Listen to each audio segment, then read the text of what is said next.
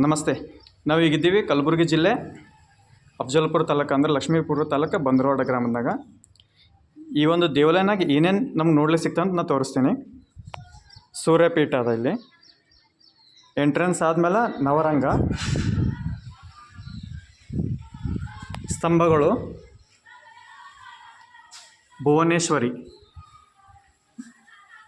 ಮುಂದೋದ್ರೆ ಶಿವನ ವಿಗ್ರಹ ಅಂದ್ರೆ ಒಂದು ಶಿವಲಿಂಗ ಅದ. ಈ ದೇವಾಲಯದ ಹಾಲತಿ ಅಂದರೆ ಇವತ್ತಿನ ದಿವಸ ಪರಿಸ್ಥಿತಿ ನೋಡ್ತೀನಿ ಅಂತಂತಂದ್ರೆ ಈ ಪರಿ ಅದ. ಗುಟ್ಕಾ ತಿಂದು ಉಗುಳ್ಯಾರ, ದಾರು ಕುಡ್ದಾರ, ಬೀರ್ ಬಾಟ್ಲಿವ, ಗುತ್ತ ಚಾಪವ,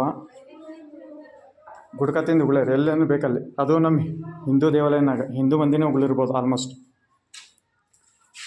ಇಷ್ಟೊಂದು ಪವಿತ್ರವಾದ ಶಿವಲಿಂಗದ ಬಳಿ ಇಷ್ಟು ಹೊಲಸು ಮಾಡ್ತಾರಂತಂದ್ರೆ ನಂಬಲ್ಲಿ ಯಾರಿಗೂ ದೇವಾಲಯ ಉಳಿಸ್ಕೊಂಡು ಹೋಗ್ಬೇಕನ್ನೋದು ಯಾರ ಬಳಿನೂ ಇಲ್ಲ ಅಂತ ಅನ್ನಿಸ್ತದ. ಅದು ಬಿಟ್ಟು ಇನ್ನೊಂದು ವಿಶಿಷ್ಟ ಏನಂತಂದ್ರೆ ಇಲ್ಲಿ ನೋಡ್ರಿ, ಒಂದು ವೀರ್ಗಲ್ ಅದ, ಅದ್ರ ಮೇಲೆ ಶಾಸನ ಅದ, ಅದ್ರ ತೆಳಗೆ ಹೇಳ್ತಾರೆ. ಇದು ನಮ್ಮದು ಭಾರತ ದೇಶನಾಗ ಉತ್ತರ ಕರ್ನಾಟಕನಾಗ ಎಲ್ಲ ದೇವಾಲಯದ ಪರಿಸ್ಥಿತಿ ಇದು.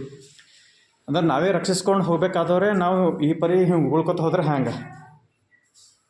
ಇಲ್ಲಿಂದ ಹೋಗ್ಲಿಕ್ಕೂ ನಮ್ಗೆ ಹೆಸಿಗೆ ಹೊಂಟದ. ಅಷ್ಟು ಪೂರ ಹೊಗಳಿ ಗಾಡಿ ತುಂಬ ಪೇಂಟ್ ಮಾಡಿಟ್ಟಿರ್ತಾರೆ.